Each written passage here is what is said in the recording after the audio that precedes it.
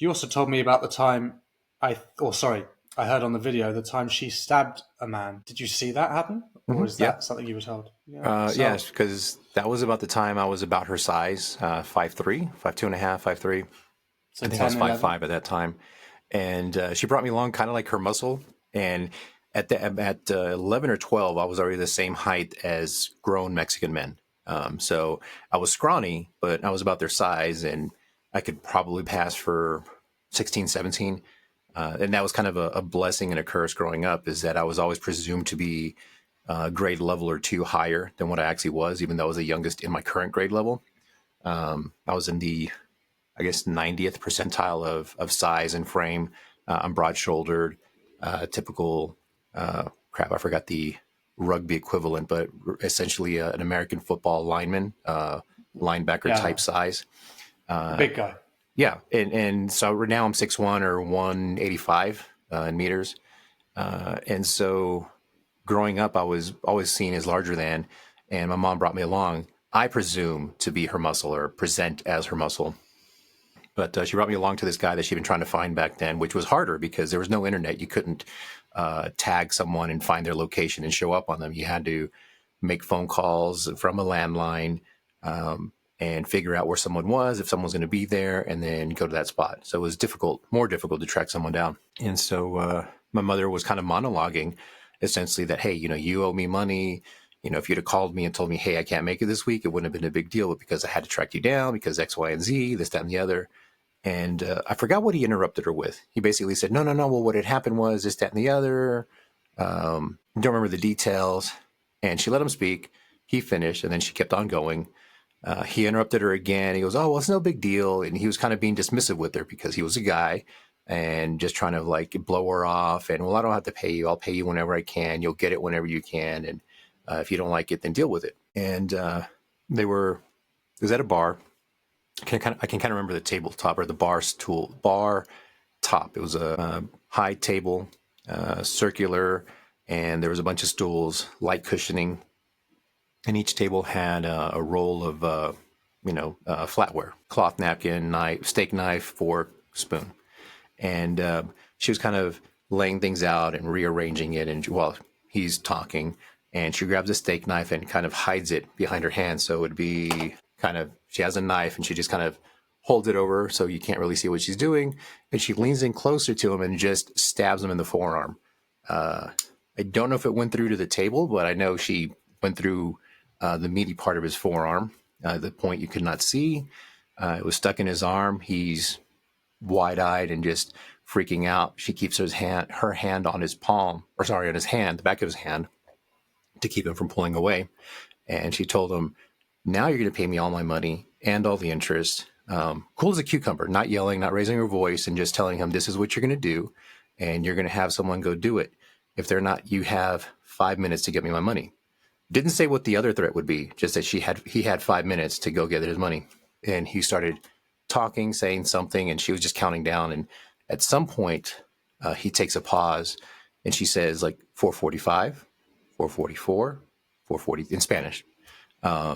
And he just freaks out. And then he just yells something to one of his guys. They run in the back, come back out, bring her money. And whatever it was, if she said it was, now you owe me $762, he gave her $740 or $760, $20 bills. And she goes, I'm going to keep the change for, wasting my time. And we left. And so that was where my fear for my mother began from. That, she just stabbed him. No thought, no argument, no nothing. Another time, my stepfather came home drunk, started a fight with her, slapped her, and she told him, hey, you better kill me because that's the last time you're putting your hands on me. And every time he came home drunk, she just beat the shit out of him with the frying pan. As soon as he walked in the door, she'd knock him out. So that was my mother. She did not take shit from anybody. Thank you for telling me, and thank you for telling us. But it cannot be easy for a child to witness those things. And No. it's interesting that you say that you became scared of her at 11 or 12. I can't help but think you must have been at least somewhat afraid of her before that as well. A little more of her spankings, because for her, a spanking that I would get which was well deserved. I would antagonize her and push her. I don't think I deserved the level of beating that I got, because it was essentially a beating. I'd get beat like a runaway slave, and she just would be relentless until I'd pass out, and she'd stop. And I couldn't fake it, because, when you pass out, from shock, pain, whatever, you're out. You can get hit 4 or 5 other times. You're just going to lay there. You're not going to flinch. You're not going to jump. You're not going to block or brace. And there was a few times that I tried to fake it, and she'd hit me 1 or 2 times, and I could handle the 1 or 2, but then I'd flinch on the third or fourth, or put my arm up or whatever. So she knew I was faking. And my antagonizing of her was talking back, snapped back, didn't get home to dinner on time, which at the time was just as soon as the street lights came on, I had to be inside. And if I was out 5-10 minutes longer, she'd yell at me and tell me to, whatever, come here. She was going to spank me, smack me, or whatever. And I would always say, no, you're going to hit me. I'm not going to come near you. So I would just hide out and wait till she cleared the kitchen, so I could go past her and go to my room and lock myself in. And there would be an instance a week that I would do something like that I would antagonize her, say no, I wouldn't do what she was going to say or what she told me to do. And eventually we'd be going somewhere, and right as we got out of the car, she'd catch me, grab me by the neck. Remember, 3 months ago when you said this? Nope. I remember nothing. I absolutely have no recollection. I was an angel. You're making this up. Trying to make her laugh, because sometimes if I made her laugh, she'd let me go. She'd let me slide, but I'd still have to catch it a week or 2 down the road. So, the first few times that I made her laugh, okay, so all I have to do is make her laugh and I'm good. And that was kind of something that I learned about women. If you make them laugh, they're comfortable. They'll let just about anything slide. So yeah, just about once a year, I'd get a good beating, but it was a beating as a child that you understand, or I understood the relationship. Hey, if I misbehave, there's going to be a consequence. But if I don't get caught, then I can get away with it. So it's, just gambling essentially. And I just kind of resigned myself to once a year, I'm going to get a good beating, and I'm still going to get to enjoy life. I'll get to do whatever I want to a degree, to an extent that I can as a child, or as much as I understood then. And just accepted that there was going to be consequences for my actions, and just kind of deal with it, because I was willing to pay that price. I'm sorry to hear those things, because it's not easy. And obviously you've not grown up in an easy situation.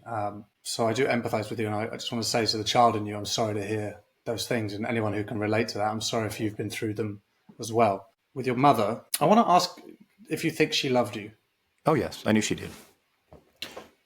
If she didn't, I feel that if she did not love me, she wouldn't have cared so much to try to make me a gentleman. A joke, or something I kind of used to say on my podcast was, my mother raised me to be a gentleman. My father taught me to be a man. And I think if they didn't care or love me enough, they would have let me just be whatever I wanted to be, just to be out of their hair. So I think to a degree, even though it wasn't what most people would say is a proper type of love or proper way of displaying love, I still believe that I had love from both of them, as opposed to most parents nowadays want to be a helicopter parent or be super involved in their child's lives. I think that can be just as detrimental, because they're not teaching their child to be self-reliant. And so that's a disservice to them as an adult and as a human being as they grow up. So I don't think either way is right. I think somewhere in the middle would have been better. And I'm sure there's people that get to experience that in their lifetime and have a healthy childhood growing up, but it's rare.